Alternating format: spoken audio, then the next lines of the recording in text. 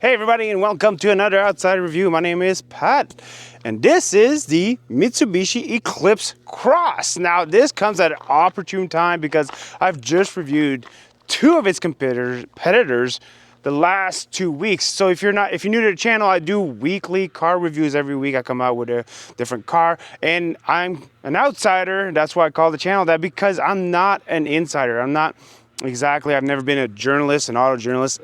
I was in the military, came out, started watching reviews, decided, you know what, I want an average guy to do a review, and this is me, the average guy doing an average review, and this is the Mitsubishi Eclipse Cross, like I've mentioned before.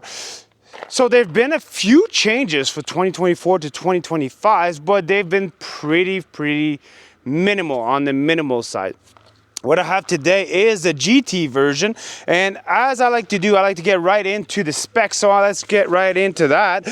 So it's got a 1.5 liter turbocharged 4-cylinder engine powered through a CVT that puts out 152 horsepower, 184 pounds-feet of torque, standard all-wheel drive here in Canada. Fuel economy can be expected at 9.3 liters per 100 kilometers or 25 miles per gallon.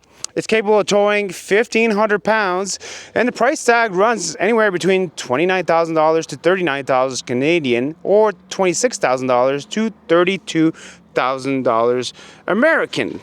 So those are the number, folks, and you're just like, okay, well, you know, there's no hybrid options or anything like that. And what I like about Mitsubishi as a whole, because I've reviewed the Outlander before, and which impressed me quite a bit. Now, will the Eclipse Cross impress me?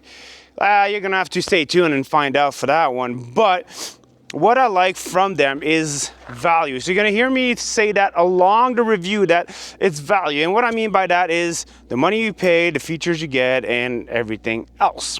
And I'm gonna throw in the comparison between the Corolla Cross and the Taos, because I just reviewed those the last 2 weeks. And guess what? They're in this segment. They're competitors to it. Now, spoiler alert, this does not have a hybrid function, so I'm only gonna be comparing the gas. So that is gonna be one of the cons, and I am gonna mention that throughout. But first, let's take a look at the front end. It looks nice, it looks good. It's got I love the Mitsubishi logo. I've always had a soft spot for Mitsubishi. I think it was the SUV I saw in the movie with Owen Wilson behind enemy lines there, and they have a Mitsubishi going off-road, and it's like the Montero or something, the SUV, something that we didn't quite get over here. But I kind of want Mitsubishi to get back in those kind of off-road-ish vehicles, right, in North America, because there's not a whole lot of vehicles you can have. You have the RVR, you can have the Outlander, and they have different variants of the Outlander and the Eclipse, and that's basically it, right?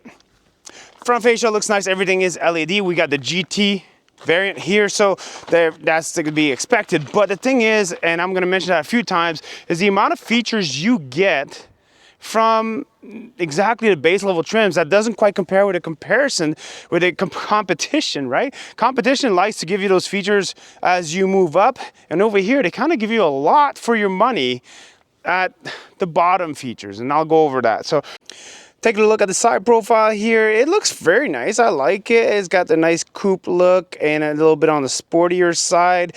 Definitely it's got a sportier vibe to it. I kind of like it. It's fun to drive as well, but we'll talk about that later. Looking at the wheels, we got some nice 18-inch wheels for the GT here with a nice spokes design.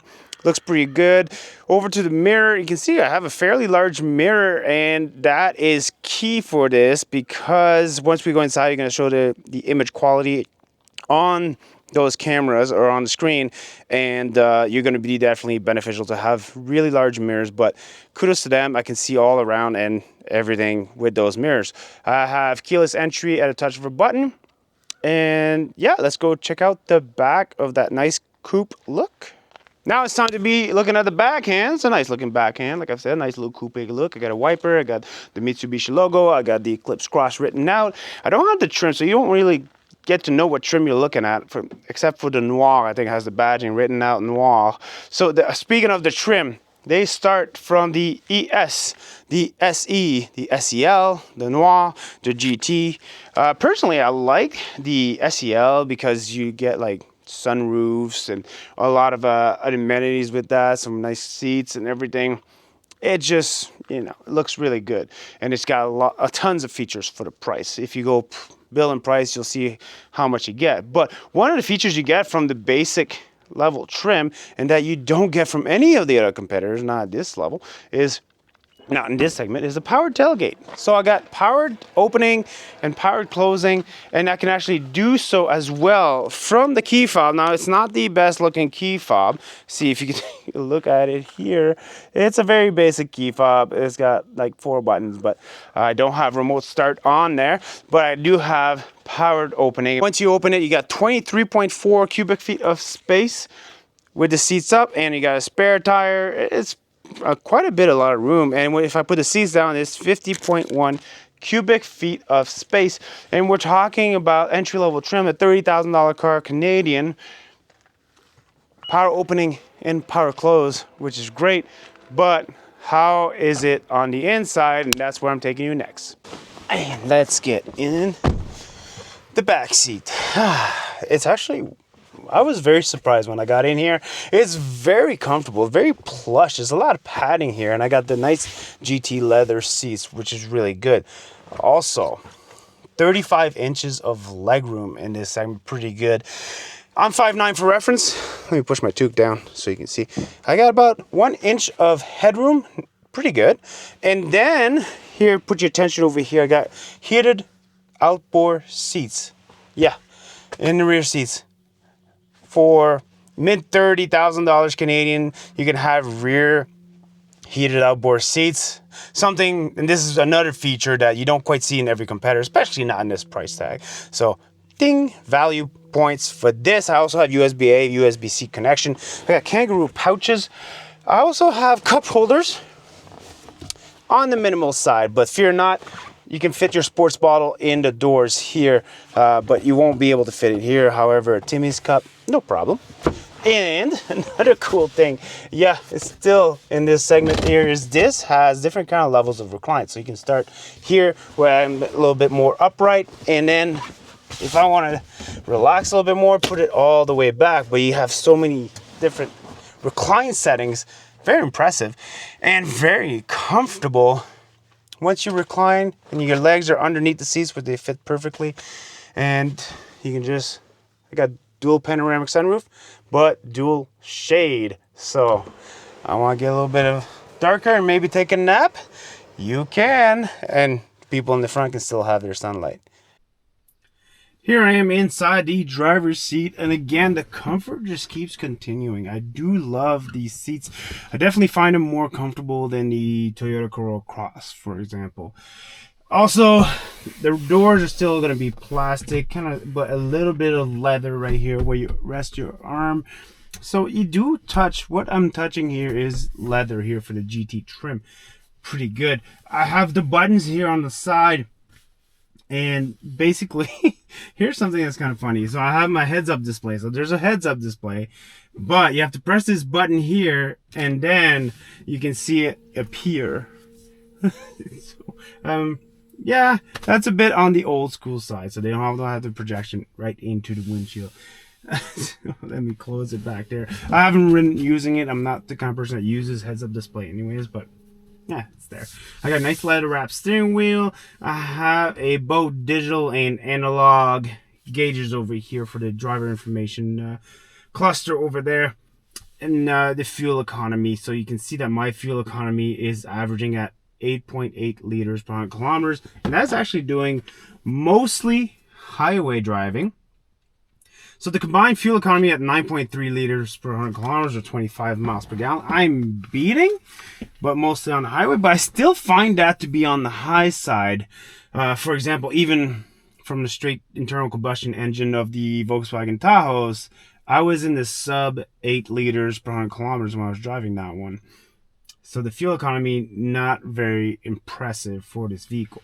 Buttonry over here, pretty good. And I also have my camera button here, which is, yeah. So I have a slanted 8-inch screen here, and the resolution is, I'm gonna pick a quote from one of my friends I saw earlier. He says it's got the camera quality of my old flip phone. So it's harsh, but it's true. And I do have 360-degree camera. However, you know what? I could do without the 360 degrees and just give me a good rear camera with high definition quality or something like that, and I would be happy, because this is not it. This is not very good at all.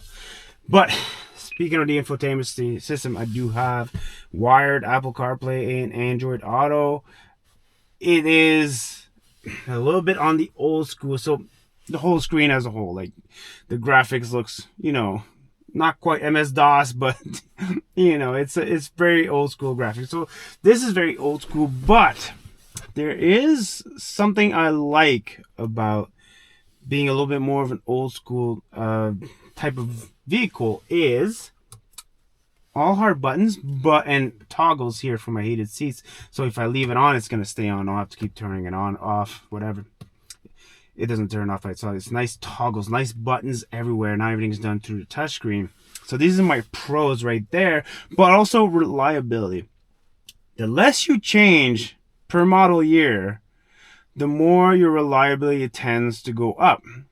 And this, when you come into this vehicle, especially from my perspective, which I jump into a different vehicle every week, this comes in and I'm like, woo, it's like a back in time, maybe 5 years. It's outdated if you look at that way. But if you also look at this way, they've refined it. Not much can go wrong with here. Not a whole lot of tech like these new vehicles where, you know, the screens can black out or the cameras can shut off or anything like that. So more reliable in that sense, and affordable also. Then I don't have a wireless charger for this, but since you have to plug in your phone anyways to use Android Auto or Apple CarPlay, not too big of a deal for that. But the big deal that I found is because when I picked up this vehicle in Montreal, I only had USB-C cables, because that's what most cars have nowadays. Over here in the front, I only have USB-A. I have a USB-C in the back, but USB-A is here for the Android Auto and Apple CarPlay. I have an eco mode, so that's your drive mode right there. And heated steering wheel right here, button as well. Pretty good. Over here we have a traditional shifter and S all-wheel drive. This is the button that you choose here. So very simple, right? I was driving in normal mode, so my fuel efficiency, my fuel economy, the 8.8 liters per 100 kilometers, that is in normal mode. I did not touch eco mode most of the time. Eco mode frustrates me because I like to test accelerations and such, so do take that into factor. I also have a nice big mirror. So the big mirrors that you see looking out is also the mirrors that you're going to see inside. It's also a nice size, which you need because of the quality image. Cup holders, very good size. They fit big gulp. Piano black over here. You can see it's already a bit scratched, and that's what you get with piano black. But overall, the comfort, the visibility is great. The panoramic sunroof, I got a shade for the front as well, of course. And let's go for a drive. Okay, here we are getting ready to drive, and I'm just going to cover a few things I'm going to miss. The auto folding mirrors, pretty good feature. Automatic window switches here, so they all drop at the touch of a button, and that's pretty cool as well. Again, it falls into the value aspect, right? I got my SAWC drive modes here, so let's go. We got normal, snow, and gravel. We're pretty much going to do mostly dry roads, so let's go normal for this one. I do have a bit of an incline here, so it's a little bit more of a test here for the acceleration. And I got paddle shifters here, but for this, I'm not going to use the paddle shifters on the acceleration. And let's get onto the road. There's no traffic. I'm going to do a slight pause of 2, 3, and accelerate.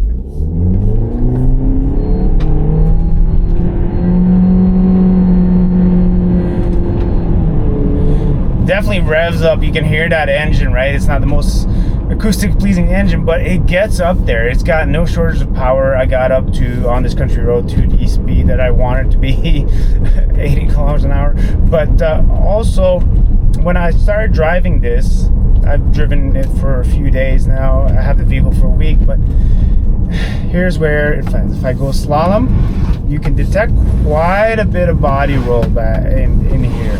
So the suspension, I'm about to hit a big bump here, slowing down. It was one of those natural speed bumps that these Quebec roads like to throw at you. It absorbs the bump very well. It did an amazing job, but that suspension, because of, you know, how cushioned it is, you get a lot of body roll if you're going to be taking corners and such. And one thing that I found is if I'm taking a corner a little bit fast, control isn't quite there if there's like bumps and imperfections. So that's one thing that I did find, that there was a lot of corrections that had to be made with the steering wheel when I was going at highway speeds. And yeah, even the highways here are not the greatest. Insulation wise, I find it pretty good. The engine noise is not as loud as a Toyota, so there's that, but it's pretty well insulated, and visibility very good with the mirrors, very good. I gotta throw in that caveat. Obviously, this is visibility. You need these big mirrors. They're great for parking. They're also auto folding, as I've mentioned, and the mirror up here is also a very good size. So visibility, very good. I can see all around and in my dead angles and such, so no issues with visibility at all. Now I'm gonna try to show you. I'm gonna reverse into this road here. Yeah, there's nobody there, and put my turn signal, because that's what you're supposed to do. Let's put in reverse. With my glasses on, and even off, without my glasses, I can barely see what's going on. I cannot see what's going on. If there was an object behind me, I wouldn't be able to tell. The big mirrors kind of help me out here. This is good. But this reverse camera is just brutal, and I think it has to do with the screen, how it's slanted. But I mean, if the mirrors help you out just fine. Let's go back on the road. Yeah, let's go. Give it a little bit. It goes. I definitely had the tires spinning here. It's revving pretty high, hence the high fuel economy that I have in comparison, right? At this point, I was around 8 liters per kilometers with the Taos, and here I'm at 8.9. Kind of a bit of a difference here. The shock absorption, very well. Another big dip here. Oh man, it took that like a champ. So this vehicle is built for, let's say, Newfoundland and Quebec roads for sure. You're gonna be very comfortable. Seats are very comfortable. The advanced cruise control, not a big fan. I find that it's kind of jittery when it's trying to keep the distance to the car in front of me, driving on the highway, and the lane keeping assist is basically non-existent. You might as well just keep it off, because it's not going to keep you in your lane. I don't know what it's doing other than beeping at me, and you know, they've worked on it, and so I think there's more work to be done there. But all in all, this is actually a quite fun vehicle to drive. I've had quite a lot of fun. Parking is fine if you're not some kind of person who's very screen focused. It's now time to conclude the show, and I'm going to do so by giving you my final thoughts and a little bit of talk about comparison talk. Especially since having driven its 2 direct competitors the last 2 weeks, I think I have a pretty good idea about what sets this apart. And you guys should too, if you've been watching the whole video, but if you just kept to the end, whatever, I don't really care. But, so, pros and cons. Pros, value. The amount of features you get from that power tailgate, from the heated outboard seats, you know, and everything else that comes with it. It's just 360-degree camera, or however flawed the image are.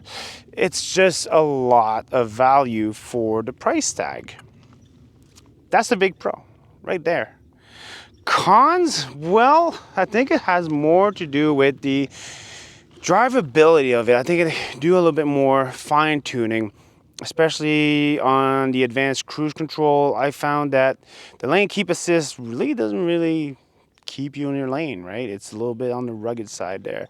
It just beeps at you, and that's about it. So it's basically lane warning assist, but yeah, they need to work on those things a little bit more. I think it has a bit too much bounce, too much body roll in some curves. But as far as power output and driving, I think basically a power output of the powertrain and stuff, it does pretty well. Fuel economy could be improved on. And I know a lot of people, especially since the Outlander in my area is very popular because of the plug-in hybrid and the price point. they would do very well to have a plug-in hybrid, and I think we're going that way. I think they will go that way, but right now there's not. So that's kind of a big thing. Yeah, I'd like to have a power. Now talking about competition, the Tahoes from Volkswagen and the Corolla Cross, you know, Eclipse Cross, Corolla Cross, kind of have to throw them in together. Well, so both the Toyota Corolla Cross and the Volkswagen Taos are handling better. So the suspension is better tuned. Their fuel economy is also better. Power output, actually, you know what? Like if you're turning just for the internal combustion engine, I kind of like this one off the line a little bit better. I like the features and I like the comfort. This is the more comfortable one for me. Anyways, it's all depending on you guys go sit in it and tell me. But I wasn't too fond of the Corolla Cross's seats, how the side bolstering was very narrow and I'm a bigger guy. It wasn't too plain. But these seats are very comfortable, very plush. I love that about it. Cargo space is basically on par, you know, and leg room. I think it's got very good leg room. It just feels like more than 35 inches, but it does pretty well for the leg room factor.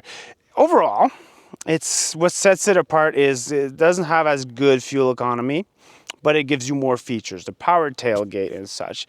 And if these are the kind of things you're looking more for, like, you know, maybe more value, and you're not the kind of person that drives, you know, on rough roads, or for example, it's not exactly rough road, but don't drive that dynamic like myself, then the suspension won't really bother you too much. That's basically my thoughts on it. I'd love to see your thoughts on it. Comment below. I'm supposed to tell you guys to comment below more often, but I forget. But definitely support the channel, because most of you guys don't subscribe and watch the videos. So I'd like for you guys to subscribe, watch the channel, and we'll see you in the next one.